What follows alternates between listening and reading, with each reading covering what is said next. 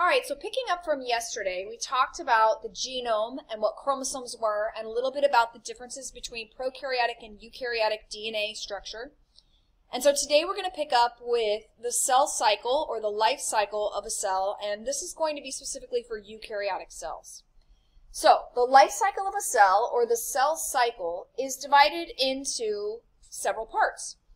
The majority of the cell's life is spent in a phase called interphase. And this is all the time when the cell is not dividing, which is about 90% of the time. And interphase is subdivided into three phases, G1, S, and G2. So, interestingly, the terms G1 and G2 originally stood for gap 1 and gap 2. And that's because when scientists originally were studying the cell cycle, and they looked at a cell, and they saw that that cell was in G1. They could see the nucleus, and here's the nucleolus, and then there was the chromatin, which was just this stringy stuff, and they didn't see anything happening. In other words, it looked like the DNA wasn't doing anything. So they called it gap 1. Gap 1. And the same thing in G2, it looked like the DNA wasn't doing anything. Now today we know that in order for DNA to do its job, which is to make proteins, it has to be in this stringy mass called chromatin. So what's really happening during G1 is that the cell is doing all of its normal functions. If this cell is making a hormone, it's excreting stuff, it's producing, it's digesting, and all the things that it's doing, all of that is happening during G1. But you wouldn't be able to see that under a microscope per se, and so it just looked like the DNA wasn't really doing anything. But for today, you can just think of G for growth. And so G1 is the primary growth phase. So if this is a brand new cell, it's going to need more cytoplasm. It may need to grow and get bigger. It might need to make more endoplasmic reticulum and all the organelles. The mitochondria may reproduce themselves, etc. Our second phase, if the cell is going to divide, it's going to move into a phase called S. S stands for synthesis, to make. Remember, synthesize is to make something. And what's being synthesized in S is DNA. This is where the chromosomes replicate. So this is where a chromosome would go from having this much DNA to having double that, this much DNA. And now this would be a chromosome which has its two identical chromatids. And remember that the second side is really just a photocopy of the first side. If a cell is never going to divide again, it will never go to S. As a matter of fact, and we'll talk about this tomorrow, it will go into something called G0. And so it will continue to do all of its normal jobs, but it will never progress into the next phase of the cell cycle because S is only for the purposes of making extra DNA so the cell can divide. Once S is complete, the last phase of interphase is G2. And this is where the cell is going to get ready for division. So it's going to make enzymes and proteins that are necessary in order for mitosis to happen. So G1, S, and G2 are all part of interphase. And again, if a cell is never going to divide again, it will never go past G1. It will never do S or G2. After interphase, the remainder of the cell cycle would be mitosis, which is the division of the nucleus, and cytokinesis, which is the division of the cytoplasm. Now, a lot of times when we're talking about, say, we're comparing mitosis and meiosis, those two processes, we'll say that mitosis is asexual reproduction. And as a general statement, that's fine, but I do want you to be aware that if you really wanted to get technical, mitosis is actually the name for when the nucleus itself divides. So the chromosomes split and you get two new nuclei. The name for when the remainder of the cell splits is cytokinesis. And in theory, they happen together. Cytokinesis, although it's got its own name and it's a separate process, happens during the end of mitosis. Now, another question you might ask is, well, what would happen if a cell goes through mitosis but does not go through cytokinesis? Would you get a cell that has too many chromosomes? And the answer is actually no.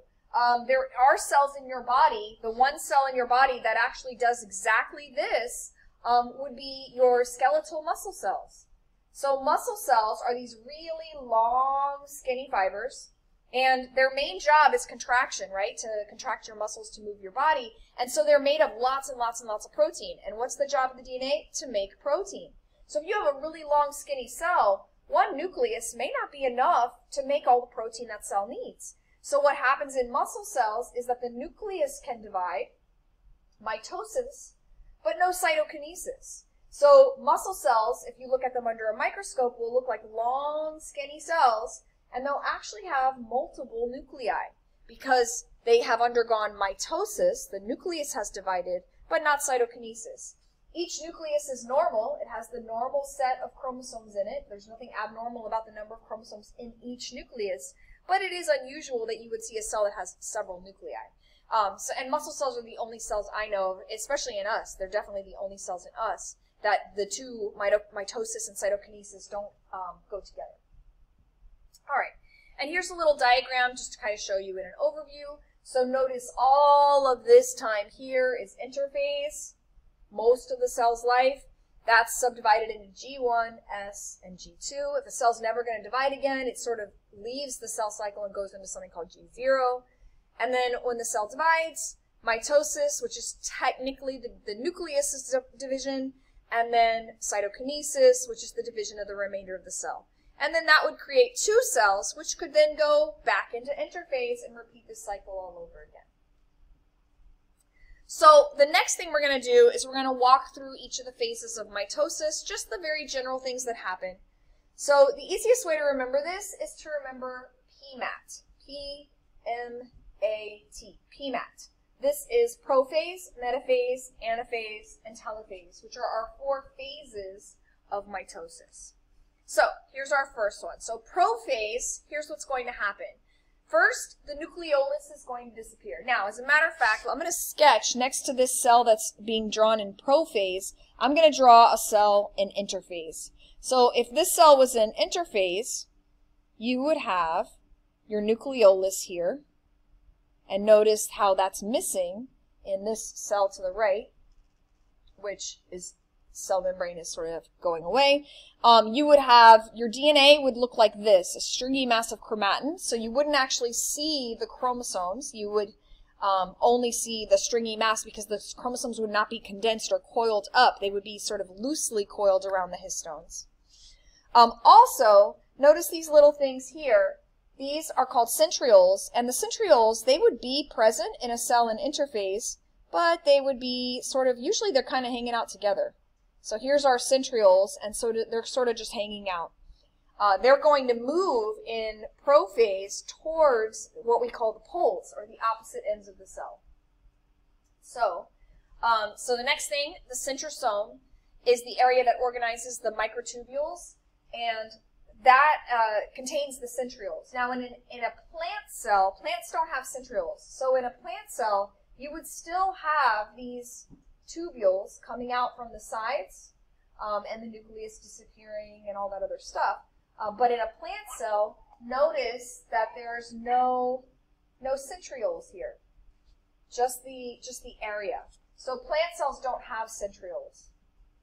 That would be a difference between plant cells and animal cells right there. So, the next thing, another thing I wanted to comment on. I notice in this lecture, I keep interchanging microtubules, and then in the next statement, you'll see here, I say the spindle fibers start to form. So just to clarify, in case you think those are two different things, the spindle fibers are made of microtubules. Microtubules, we learned about them in the cell chapter. Microtubules are these hollow tubes made of tubulin, and one of the things that they form are spindle fibers. So you'll see me kind of interchange those words, microtubules and spindle fibers. I'm referring to the same thing. Spindle fibers are made out of microtubules. That's what they're made of. All right, and then the last thing that's going to happen is that the nuclear envelope or the nuclear membrane is going to disappear. So this picture is sort of showing a cell that's almost at the end, technically, of prophase. The nuclear membrane is pretty much gone. The chromosomes are condensed. The centrioles have already moved to the poles. Earlier in prophase, they would not have already completed that journey. And you see how the little spindle fibers are starting to form. So this is a continuous process. So I could give you 5 different pictures of prophase and show you earlier prophase and later prophase, and more of these events would have occurred. All right, our second phase When the chromosomes line up down the middle, which is called the equator, this is called metaphase. And they are actually attached, this picture doesn't show it very well, but they're attached to these spindle fibers. And that's very important, because if they don't attach the spindle fibers, they're not going to get pulled apart in our next phase. And when the way they make the karyotypes that we've been working on in the lab, the way they make a karyotype is they treat the cell with a chemical called colchicine, and it prevents the spindle fibers from forming. So the chromosomes condense and mitosis starts, but the chromosomes can't line up and get pulled apart. And by treating them with that chemical, they then can make the karyotype, the picture of the chromosomes, because remember, if a cell's not dividing, you can't actually see the chromosomes, so you wouldn't be able to make a karyotype. So this is a way of getting the chromosomes to form, but preventing them from getting pulled apart. And there's actually a protein called the kinetochore protein on the chromosomes. It's sort of a spiky protein, and that's what physically attaches to those spindle fibers. All right, so that is metaphase. It's probably the easiest phase to recognize.